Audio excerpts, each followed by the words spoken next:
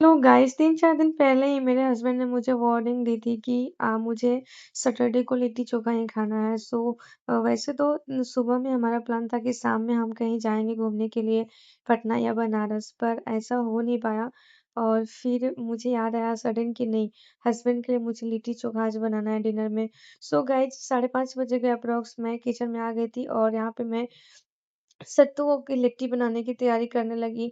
मेरी बेटी मेरे हर काम में मेरी बहुत हेल्प करती है, हेल्प इन द सेंस कि वो उसकी वज़ह से मेरा मन लगा रहता है, मुझे बोरियत नहीं लगता है, मुझे अकेलापन-सा फ़ील नहीं होता है। वो मेरे से बहुत सारी बातें करती है, छोटी-छोटी चीज़ें बहुत सारी मेरे से पूछती रहती है, "मम्मा ये क्या है? मम्मा ये क्या है? मम्मा मम्मी ये खाएगी, मम्मी ये करेगी।" मतलब मुझे बहुत ज़्यादा अच्छा लगता है। साथ ही साथ मैं और मेरी बेटी रूम का भी कुछ-कुछ चीज़ें रीऑर्गनाइज़ कर दें, जैसे कि जो चीज़ें कभी-कभार होती है ना यहाँ से उठाया वहाँ रख दिया और फिर इस तरह से मतलब चीज़ें थोड़ा-सा मेसी सी हो जाती हैं, फैल जाती हैं। और जैसे कि आप सबको पता है गाइज़ कि इन दिनों मैं 1 डेढ़ महीने से बहुत ज़्यादा ट्रैवलिंग कर रही हूँ। कभी ननद के घर पे, तो कभी भाभी के घर पे, तो कभी ससुराल, तो कभी मायका मतलब इस तरह से मेरा चल रहा है। तो ऐसे में क्या होता है ना कि कहीं से आया, फिर कहीं से कुछ सामान आया, कहीं से और का सामान कुछ, तो मतलब उसको उठा के कहीं पे रख दिया। तो ये सारी चीज़ें बाद में बिखरी-बिखरी सी लगती हैं। उसको भी अच्छे से ऑर्गनाइज़ करना भी ज़रूरी हो जाता है, अदरवाइज़ अच्छा भी नहीं लगता है देखने में और लगता है कितना सारा काम है। वो सारी चीज़ें मैं आज ही का दिन निकाली थी करने के लिए, वैसे मैं डेली-डेली कुछ ना कुछ करती रहती हूँ बट आज कुछ ज़्यादा डीप में कर रही थी मैं, जाकर के अंदर से पूरा जो भी अलमारी वगैरह था सबको पूरा खंगाल लिया था और यहाँ पे सारी चीज़ों को अच्छे से रीऑर्गनाइज़ कर रही थी और बहुत ज़्यादा टाइम टेकिंग था, तो हस्बैंड भी ऑफ़िस से आ गए थे। और मैंने उनसे बोला था कि सत्तू के लिए जो सत्तू के साथ सत्तू की लिट्टी के साथ जो चोखा बनेगा वो उसके लिए बैंगन और टमाटर लेके आ जाइएगा। वो लेकर के आ गए थे और मैंने टमाटर का जो मतलब मैंने काट कर के छोटे-छोटे पीसेस में तवा पे डाल दिया था और साथ ही जो बैंगन है ना, उसको एयर फ्रायर में डाल दिया था। साथ में मैं रूम भी क्लीन कर रही थी क्योंकि मैं चाह रही थी कि हस्बैंड के आने से पहले मैं ये सब कर लूँ बट वो जल्दी आ गए उनके आने के बाद भी मतलब आधा घंटा तक अप्रोक्स मेरा काम चलता ही रहा था रूम में का क्लीनिंग का।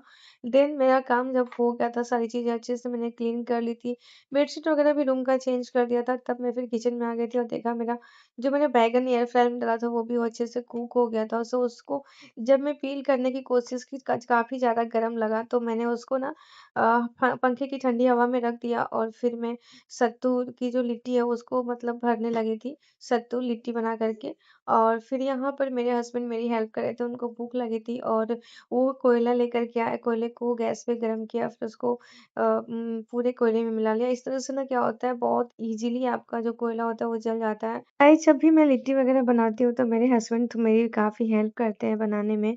यहाँ पे वो कोयला जला रहे थे। आप लोग बताना आप लोग के यहाँ कोयले को कैसे जलाते हो? और मतलब क्या होता है ना कि जब प्लास्टिक से या केरोसिन तेल से ऐसे डायरेक्टली गैस पे रख के और आप लोग बताना क्या आप लोग लिट्टी किस चीज़ पे सेकते हो? गोईठा पे या मतलब कोयले पे या फिर कुछ जो आजकल चल रहा है लिट्टी बनाने वाली मशीन जो आई है, जो कि गैस पे ऑलरेडी रख के बनाई जाती है। और आप लोग को लिट्टी खाना कितना ज़्यादा पसंद है, ये भी कमेंट में ज़रूर बताइएगा। क्योंकि हम मतलब हमारे घर में तो सब लोग लिट्टी को मतलब नेक्स्ट लेवल का प्यार करते हैं, सच बता रही हूँ। सब लोग बहुत पसंद करते हैं।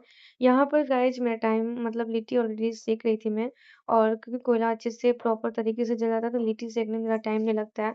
और उसके बाद एक बहुत ही ज़रूरी काम होता है जब लिट्टी सेक जाता है कोयले को बुझाने का।